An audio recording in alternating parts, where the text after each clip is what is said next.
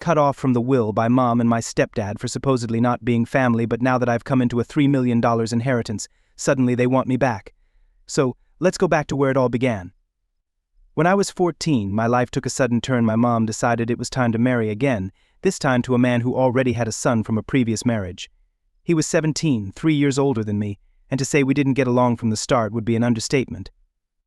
They barely had the marriage certificate signed before the friction started. At first, it was the small stuff, the kinds of minor squabbles you'd expect when strangers are suddenly living together and being told they're a family. He'd leave his dirty dishes piled in the sink as if they'd magically washed themselves, and somehow I'd be the one getting blamed for the messy kitchen. Or my shampoo would start disappearing mysteriously, only for me to notice my stepbrother's hair styled with what suspiciously looked like my favorite product. But it wasn't just the antics from my stepbrother that bothered me. It was how my stepdad reacted to everything. He seemed to assume I was at the root of every issue. If anything was out of place, it was automatically my fault. And Mom? She was so focused on making this new family work that she overlooked the obvious, always smoothing things over and excusing my stepbrother's actions as if he could do no wrong. A year into this new family, Mom and my stepdad shared some news they were expecting a baby. That's when the family dynamic really started to shift. Suddenly everything revolved around preparing for the new arrival. The house needed redecorating, and guess which room was selected to become the nursery? That's right, mine. So, I got shuffled over to the tiny guest room, barely big enough to hold my things. It felt like a demotion, a clear sign of where I now ranked in the family pecking order. As my new half-brother grew, it was obvious he was the golden child. My stepbrother, who was already spoiled, seemed to take note and became even more entitled, knowing he could get away with anything. He dropped out of college and moved back home, bringing with him a mess of problems from late-night parties to sketchy friends coming over at all hours. Complaints to my stepdad were met with shrugs, and Mom would give me sad looks, as if to say, what can we do? I began spending more time at friends' houses, anywhere that felt remotely normal. School became my sanctuary. I joined clubs, stayed late for extra activities, anything to avoid going home before I absolutely had to. This wasn't about teenage rebellion, it was survival. The atmosphere at home felt like walking on eggshells, just waiting for the next argument to erupt. One night stands out in my memory. I came home later than usual after working on a school project. The house was strangely quiet, which was unusual. On the fridge, I found a note saying they had gone out for dinner, a family dinner I hadn't been invited to. It was just a simple message, but it hit hard, as if I didn't exist to them unless there was something they could blame me for. The breaking point came shortly after my 18th birthday. I'd saved up a bit of money from a part-time job I'd taken despite my stepdad's objections about it affecting my studies, which was just another way of saying he didn't like not having me around to blame for everything. I came home one day to find my room completely trashed. My stepbrother had thrown a party while our parents were out, and my room had been caught in the chaos, beer stains on my project papers, a broken lamp, and my privacy invaded. The next morning I confronted them all at breakfast. My stepdad's response was cold and dismissive, suggesting I should have been more responsible with my things. Mom just sighed and mumbled something about how family should stick together and let things go. But I was done letting things slide. Throughout those teenage years, it felt like everything I did was scrutinized, not in a supportive way, but like they were waiting for me to slip up. Meanwhile, my stepbrother, who had basically become a professional freeloader, somehow always got a free pass. My little half-brother was young, of course, but the level of pampering he received made it clear who the favorites were. I remember working on a big science project I was excited about, but I needed a quiet place to work, something I didn't have at home. I tried setting up a workspace in a corner of the living room, but it felt like trying to work in the middle of Times Square, my stepbrother blasting his music, my little brother screaming as he ran around, and my stepdad finding every excuse to tell me to move my things. "You're taking up too much space," he'd say, or "your project is making a mess." It was infuriating, like trying to build something delicate in the middle of a hurricane. One day I'd had enough. I packed up my project and went to a friend's house. Her parents were always welcoming and let me spread out my work in their quiet dining room. It was the first time in ages that I felt like I could think clearly. That's when I realized just how abnormal my home life had become. My friend noticed my relief at being able to work in peace, and one day told me, "You're always welcome here," seeing how the stress lifted off me the moment I stepped into their house. It was such a simple thing, but it meant the world to me.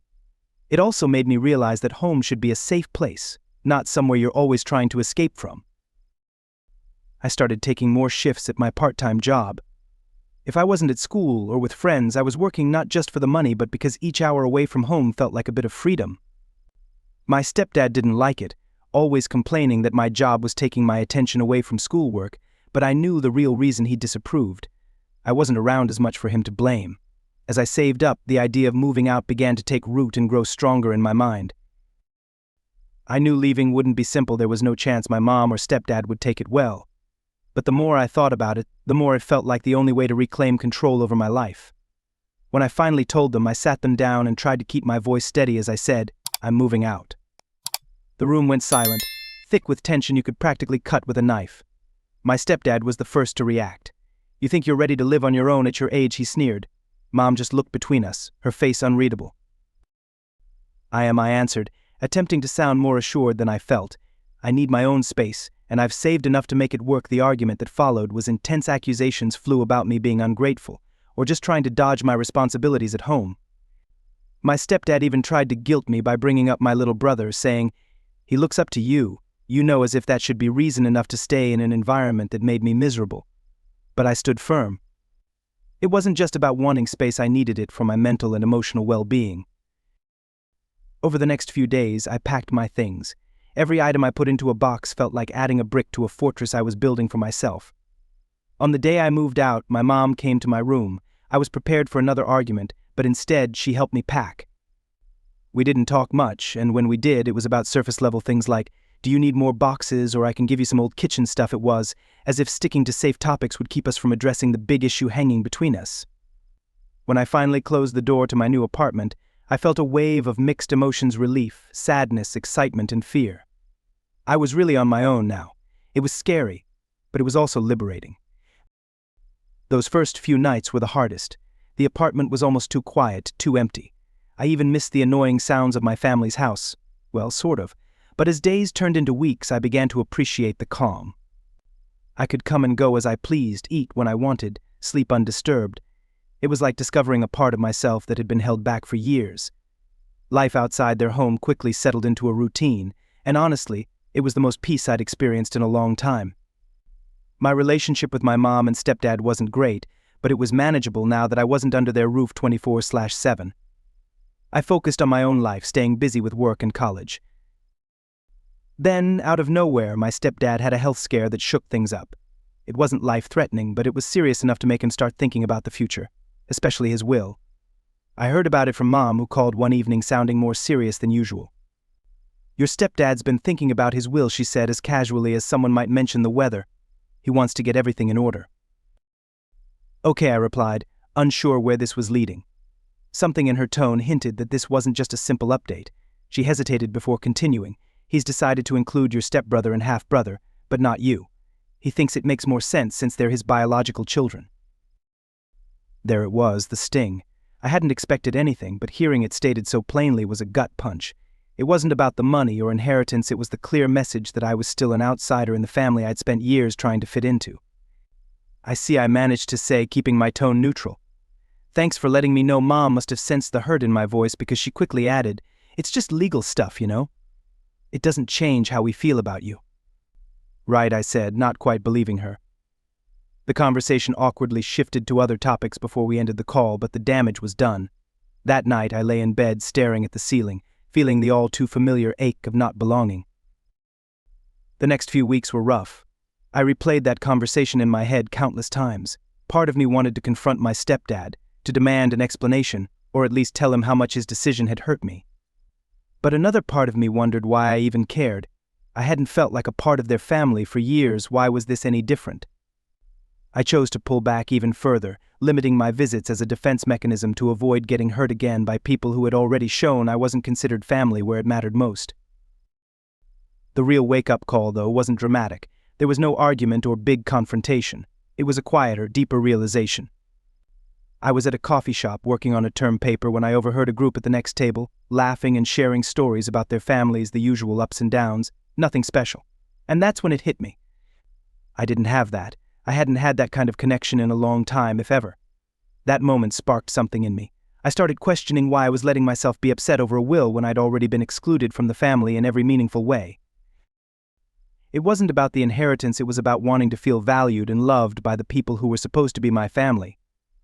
From then on, I made a conscious decision to focus on the relationships that truly made me feel appreciated, friends who felt like family, professors who mentored me, colleagues who respected me. I poured more energy into those connections, and gradually the pain from my stepdad's will and the sense of being left out of my family began to fade. It wasn't an instant change, and there were still moments of bitterness, especially at family gatherings where I'd watch my stepbrother and half-brother get all the attention. But I was learning to accept that some things were out of my hands, and where I could, I was building my own sense of family and belonging. The real test came when my stepdad's health improved and things went back to normal for them.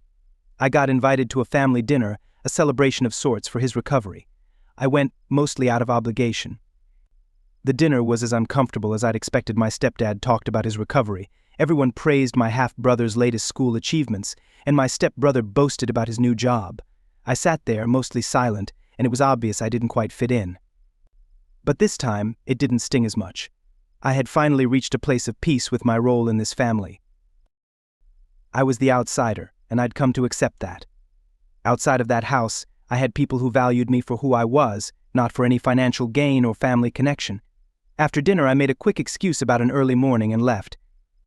Driving home, I felt a weight lifting off my shoulders. I was truly okay. For the first time in years, I had faced the reality of my situation, dealt with the emotional fallout, and emerged stronger and more confident.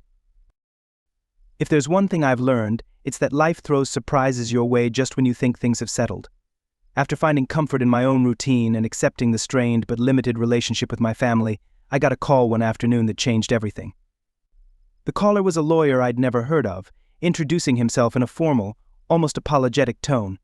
He asked if I had a few minutes to discuss the estate of my great-aunt, my father's mother's sister. To be honest, I hardly remembered her.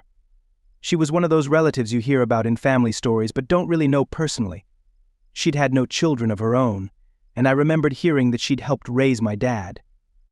"I'm calling to inform you that your great-aunt passed away recently," the lawyer continued in a voice that was both professional and compassionate, "and she left her entire estate to you." Saying I was shocked would be an understatement. A mix of emotions washed over me: sadness for her passing, confusion over her choice, and a profound sense of responsibility for what was now mine. The lawyer explained that my great-aunt had been financially successful, making smart investments over her lifetime, and had left behind a significant estate. Included in that estate was a trust fund she'd set aside for me, totaling roughly $3 million. Just like that, my financial situation changed dramatically. After hanging up, I sat there, phone in hand, trying to wrap my head around it. Why me? We weren't close. Sure, I'd visited her a few times, but it was more out of obligation to check in on an elderly relative than to build any bond. She must have seen something in me, maybe a reflection of her own independence or a way of reaching out to family one last time. The next few days were a whirlwind of meetings with the lawyer, signing paperwork, and going over the details of my inheritance. It wasn't just cash, there were properties, stocks, and a few personal mementos with sentimental value. Among them was a letter explaining her decision. She admired my independence and determination, qualities she said reminded her of herself when she was younger. Armed with this unexpected wealth, I made some immediate changes. I bought a home, something I'd never imagined doing so soon. It was modest, but it was mine, symbolizing a new chapter. I also invested in a rental property as a step toward long-term financial stability. The rest went into savings and investments, and I worked with a financial advisor to make responsible choices. But with this newfound wealth came big responsibilities, and as I soon learned, plenty of drama. I hadn't told anyone in my family about the inheritance, hoping to avoid any complications. But secrets have a way of surfacing, and this one didn't stay hidden for long. It started with my cousin, who somehow caught wind of it through mutual contacts in the legal world. Before I knew it, my mom found out, and it wasn't long before everyone else did too. The calls started flooding in, not just from her, but from my stepdad, my stepbrother, and even distant relatives I hadn't heard from in years. They all seemed to have reasons why they needed a share of my inheritance. Times are hard, they'd say, or you know how your stepdad's health has been. It was like they suddenly remembered I existed, but only as a potential source of cash. I was inundated with requests for loans, gifts, and even demands for money. It felt like watching vultures circling, each one waiting for their chance to swoop in. The pressure was intense, and for a moment I questioned if I was being selfish by holding on to the inheritance. But then I reminded myself of the years I'd spent feeling like an outsider in my own family, working hard for every dollar, putting myself through college without their support. This inheritance was my chance to build a future for myself, and I wasn't going to let guilt or manipulation take that away. When my mom finally asked outright why I hadn't told her, I reached my limit. I calmly explained that the distance between us wasn't just physical, it was emotional. Her choices, along with those of my stepdad and stepbrother, had shown me my place in the family. But this inheritance was my opportunity to live on my own terms, without depending on anyone else. It's my life, I told her, and I need to live it my way. I'm sorry if that hurts you, but I have to do what's best for me. As expected, the fallout was intense. Accusations of being selfish and ungrateful were thrown my way, but I held firm. Over time, the calls gradually stopped, and the requests for money faded as they realized I wasn't budging. It was a hard lesson in recognizing who my true family was, defined not by blood or marriage, but by those who supported me without expecting anything in return. These were the relationships I cherished and continued to nurture.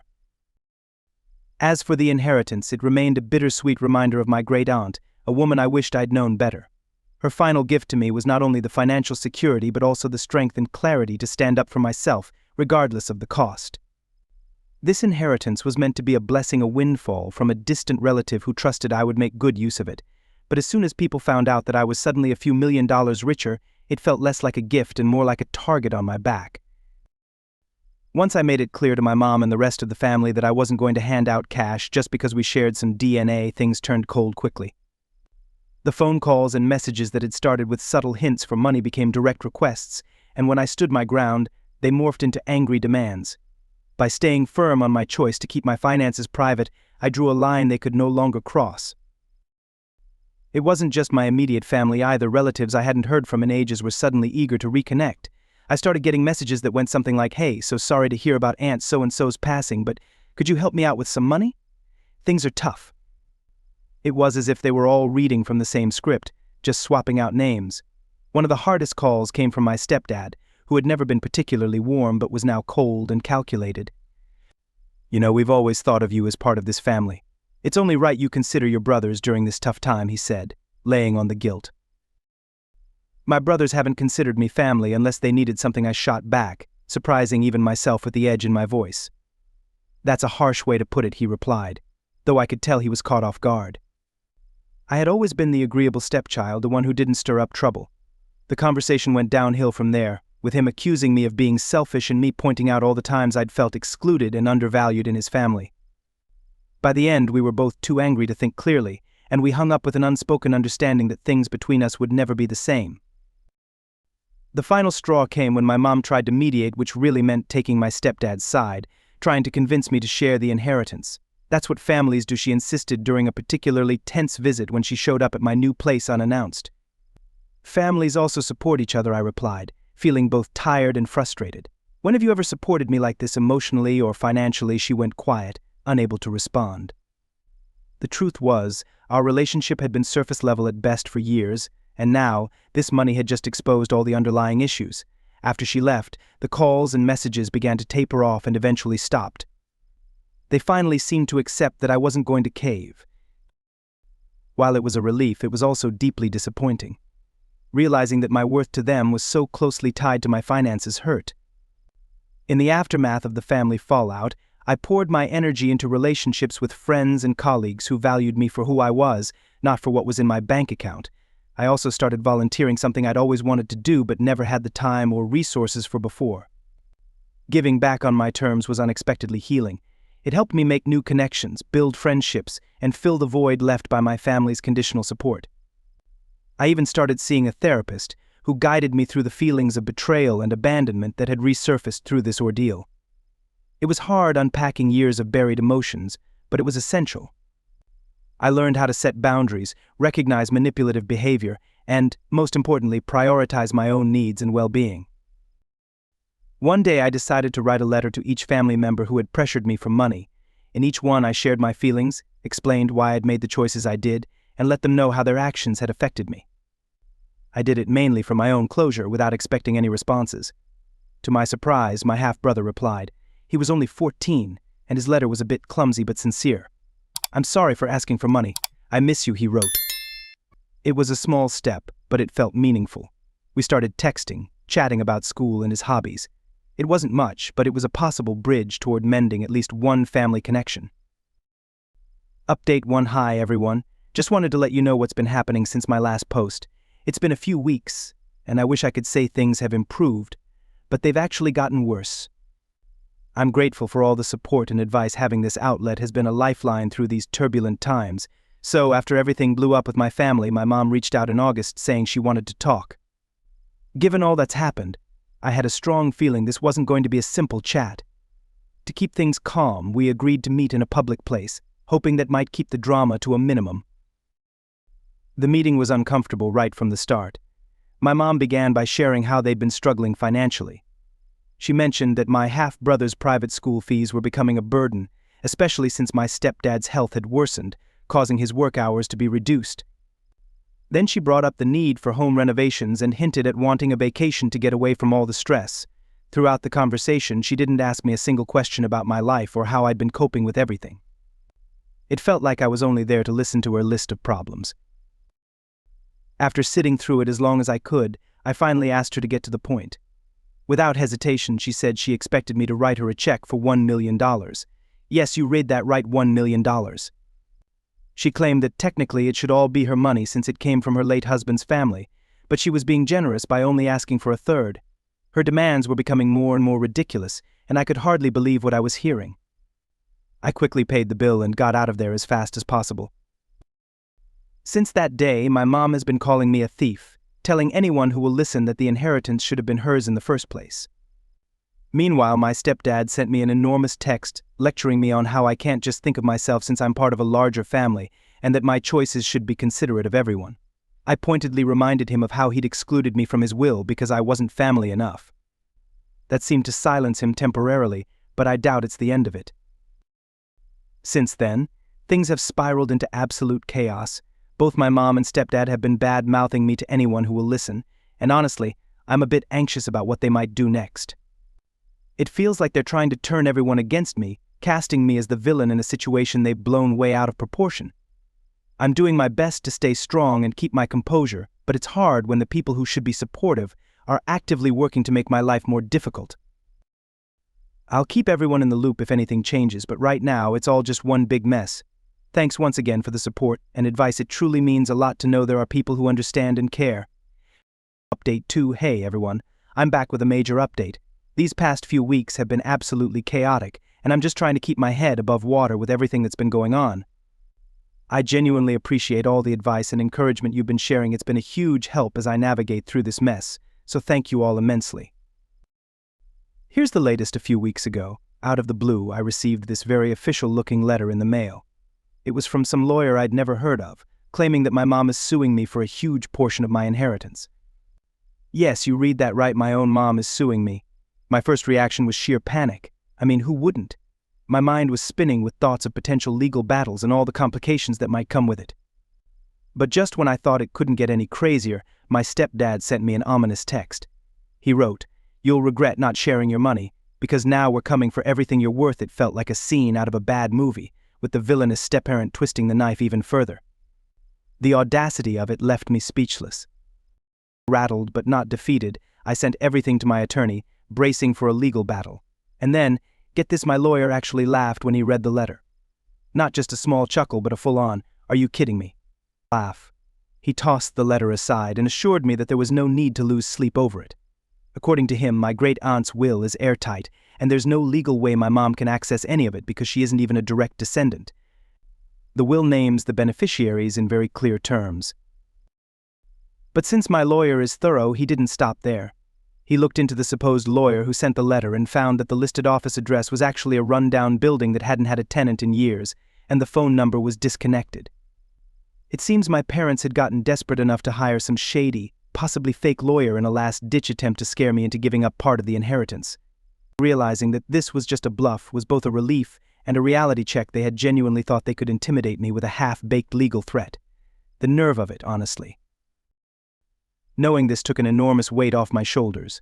I had been preparing for a full-blown legal fight, but now I can only shake my head at the lengths they're willing to go to. With that drama out of the way, I decided I needed to step back from all this madness. I've been on edge, losing sleep, and feeling generally stressed out. After talking it over with my friends, we agreed it was time for a little escape, so I'm taking some time off work to go on a road trip with them. Nothing extravagant, just a chance to explore a few places we've always talked about visiting but never actually got around to. I think a change of scenery is exactly what I need to clear my head and recharge. It's strange, though, reflecting on how everything has turned out. I used to look up to my mom and stepdad, and now seeing how they've acted, it's just incredibly disappointing. But I'm learning that sometimes you need to step back from the people who are supposed to support you when they start dragging you down instead. It's not easy, but it's necessary. Anyway, I'm really looking forward to this trip. A bit of adventure, lots of laughs, and quality time with friends. It's just what I need to get away from the family drama. I'll update you all on how it goes and if anything new pops up with the family. But for now, I'm focused on the positives, on moving forward, and on not letting this whole ordeal pull me down any further.